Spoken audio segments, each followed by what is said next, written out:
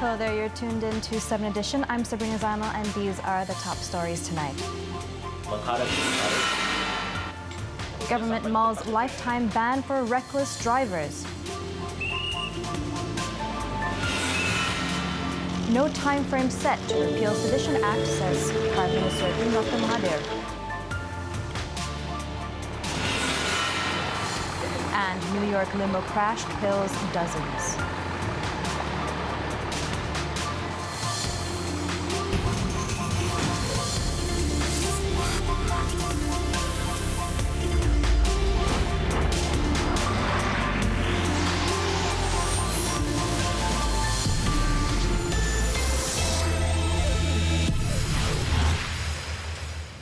Transport Minister Anthony Loke today said that the government is considering harsher penalties for reckless drivers who cause fatalities through their actions, including a lifetime ban. Loke also said that there is a need to review Section 41 of the 1987 Road Transport Act to ensure that negligent drivers that cause fatality to other road users will be dealt with in a stricter manner. Saya dah bincang tadi dengan Ketua Pengarah JPJ untuk melihat balik seksyen ini. Kita nak mempertimbangkan kalau mana-mana pemandu yang menyebabkan kematian, mungkin salah satu pindaan yang kita nak buat ialah digantung lesen seumur hidup. Following the fatal crash, the permit for all 28 vehicles under the Kedah-based company has been suspended. The Transport Minister said that the permit suspension takes effect today for a period of 2 weeks while the ministry conducts an audit on the firm, the outcome of which could get the company's operations license revoked. He also instructed the Malaysian Institute of Road Safety Research, MIROS, to review the Menora Tunnel route for the possibility of having heavier vehicles like lorries use alternative routes. The suggestion by the minister that their driving licenses be suspended for life if they are involved in any accident which results in the death of other innocent road users is a suggestion that is relevant and it is appropriate. I think it is time that the authorities must take a very firm stand and take very drastic measures against all those reckless drivers on the roads, particularly those which are involved in driving heavy vehicles. I think it is also important that besides taking action against the drivers, I think the companies concerned must also take responsibility. Because it is the responsibility of the management of the companies to ensure that they have responsible drivers to operate their trucks or to operate their trailers or even their buses. At the end of the day, it is important for all of us to realize that road safety is the responsibility of everyone. It is the responsibility of the drivers, the responsibility of the companies that are involved in engaging these drivers, and it is a collective responsibility. Now, the driver of a trailer involved in the crash, meanwhile, which caused the death of 5 people near the Menora Tunnel, has been remanded for 2 days to facilitate a probe into the case. The accident on Saturday on the North-South Expressway killed 5 members of a family, including a baby, after their car burst into flames. Police yesterday confirmed that the suspect tested positive for methamphetamine and that the 41-year-old lorry driver has 13 traffic summonses for various offences, including speeding, while the trailer company has had 11 summonses issued against it. Based on an earlier statement by the lorry driver, he was forced to swerve into the right lane of the expressway to slow down the vehicle after realizing that the brake was not functioning. It struck several vehicles before dragging the car with the 5 passengers all the way to the rightmost side of the lane, squeezing it between the concrete divider and the trailer. The car burst into flames with all 5 victims burned to death, while the lorry driver escaped unhurt.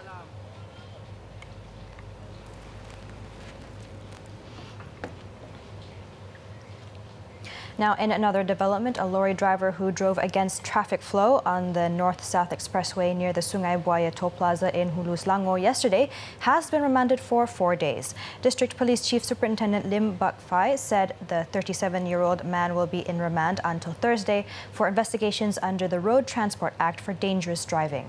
Now, the man was arrested yesterday for driving against traffic flow for about 3 kilometers on the southbound lane of the highway before crashing into another lorry with a 48-year-old driver at the wheel. Neither of the victims suffered any injuries, but the suspect was then taken to the Kuala Kubu Baru Hospital for a blood test to check his alcohol content. Investigation by the police found that the errant driver did not possess a driving license and had a previous criminal record with 64 unsettled traffic summonses, 36 warrants of arrest, and 15 court cases. A 25-second video recording of the 9:15 a.m. incident went viral on social media yesterday.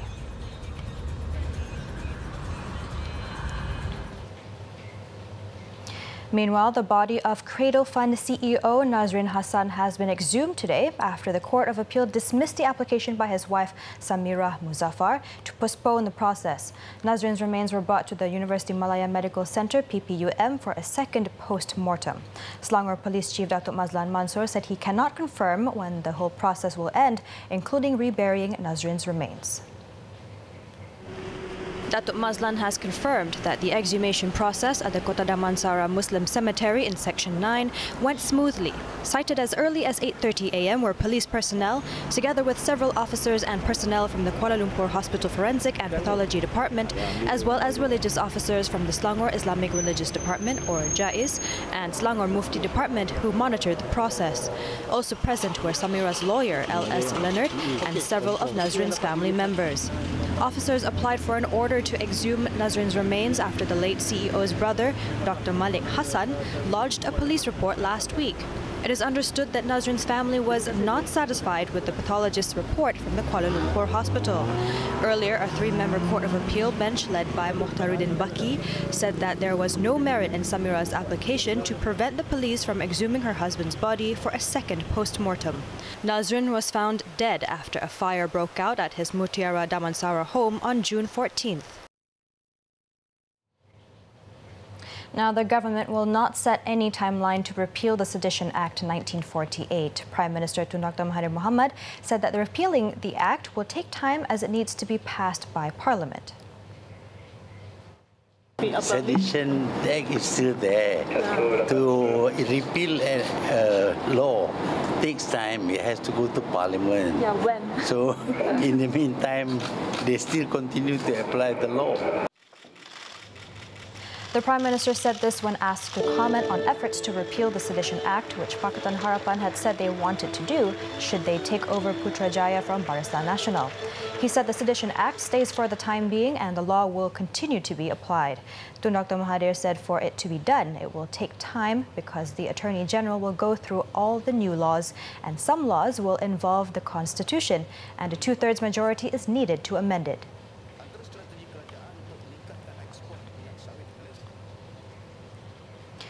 Wife of former Prime Minister Datuk Sri Najib Tun Razak, Datin Sri Rosmah Mansor today posted 1 million ringgit of the 2 million ringgit bail ordered by the Kuala Lumpur Sessions Court. 2 women believed to be her bailers went to the Kuala Lumpur Court Complex at Jalan Duta this morning to sign the necessary documents. This follows her criminal charge last Thursday with 12 counts of money laundering involving over 7 million ringgit and 5 counts for failing to declare her income to the Inland Revenue Board. Datin Sri Rosmah was told to pay 500,000 ringgit of the bail on the same day and the balance before October 11th. She was also ordered to surrender her 2 passports to the court and to not intimidate witnesses in the case. The court set November 8th for case mention.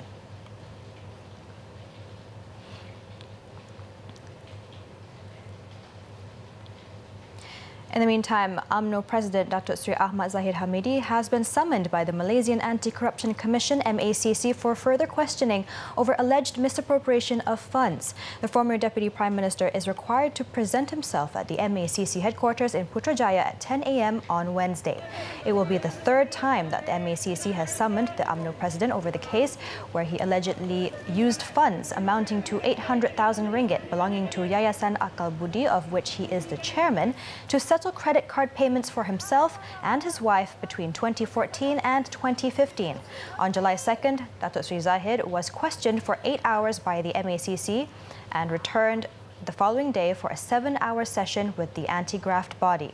He has since denied the allegations and claimed that his staff had made a mistake by using the foundation's account for the credit card payments. He also claimed that he had reimbursed the sum to the foundation that aids underprivileged children and single mothers. Okay, saya...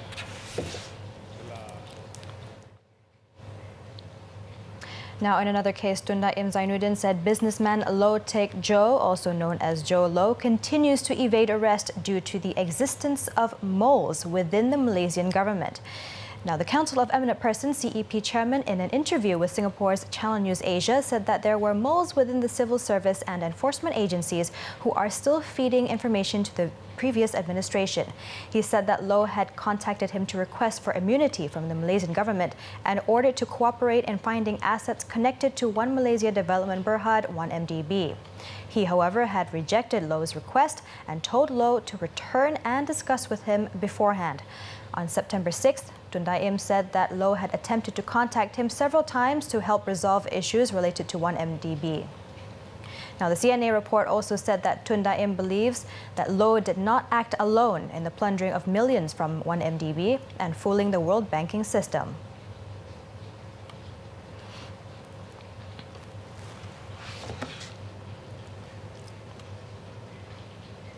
In other news, all state governments have been ordered to identify land in their respective states to be used to build affordable homes and submit the list to the Housing and Local Government Ministry by the end of the month. Its Minister Zuraida Kamarudin said the proposed land area needs to be between 1 to 4 hectares. I told them, you don't give land, I don't build houses for them. So simple as that. They are responsible for their people. It's about national interest. So, but so far, I got good response from the minister, from the Menteri Besar. So they are very worried because I give them a deadline by end of this month. All of them have to submit the land. Otherwise, they'll be out of a record from my record to build houses in their state. She added so far only 3 states have submitted the list of land, namely Pulau Pinang, Negeri Sembilan and Perak. According to Zuraida, out of 127 affordable housing projects in the country, only 27 projects were developed on state land. Meanwhile, she also announced 5 housing entities have been identified to be placed under her ministry to avoid any overlapping of affordable housing projects. The entities are the One Malaysia People's Housing Scheme, Uda Holdings Berhad, Syarikat Perumahan Negara Berhad, Housing Program for the Hardcore Poor and One Malaysia Civil Servants Housing. Zuraida was met after attending the Industry Government Open Dialogue organized by the Asian Strategy and Leadership Institute this morning.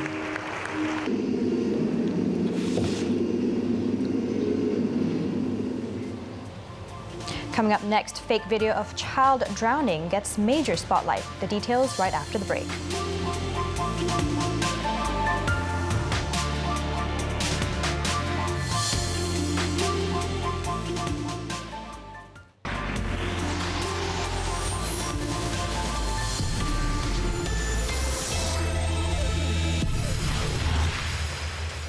Welcome back. Let's take a look at our daily segment Clickbait for what's trending and making rounds in the cyber world today.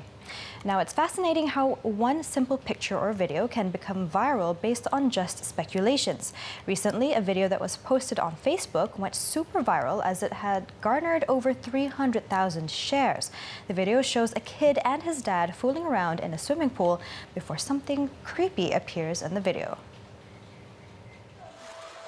Based on his awkward thrashing in the pool, it was quite apparent that the little boy was no swimmer. Something so plain and simple went viral because the caption of the post indicated that the boy almost drowned because he was pulled by a water ghost, accompanied by an image of a creepy hand. However, several hours later, a few sharp-eyed netizens pointed out that besides the father and son, there was actually a third person in the pool with them. So the mystery is finally revealed, and you can now go relax at your pool in peace. In today's current fast-paced and modern society, everything seems to revolve around career and money. One of the biggest downfall to it is the poor work-life balance, where sometimes employees are even expected to work extra long hours to catch a deadline. Well, this issue was recently highlighted in a Facebook post by Adam Chan after his friend had an untimely death due to overworking. Adam admitted that he has no thorough understanding on how the culture of the auditing sector is, but he hopes that if what he's saying is true, then this unhealthy work culture needs to stop and be changed immediately. He also hopes his friend's death can at least bring value and change to the industry so that there will be no similar cases in the future. Netizens who read his post shared their condolences, and some voiced out similar experiences they have had for the companies they've worked at before. Now updated as of 7 p.m., here are the top trending topics and searches on the internet today.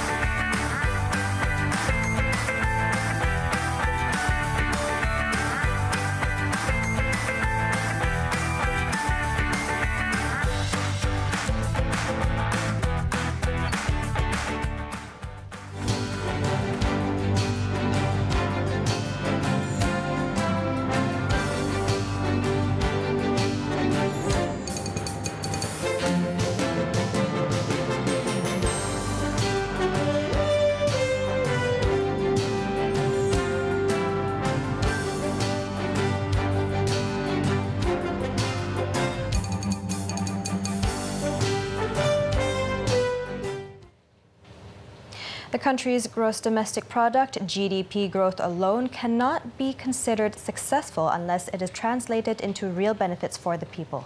According to the Minister of Economic Affairs, Dr. Sri Muhammad Azmin Ali, the real economic growth should enhance the purchasing power of the people while tackling the disparity of growth across the states, income inequalities, high youth unemployment, and the rising cost of living.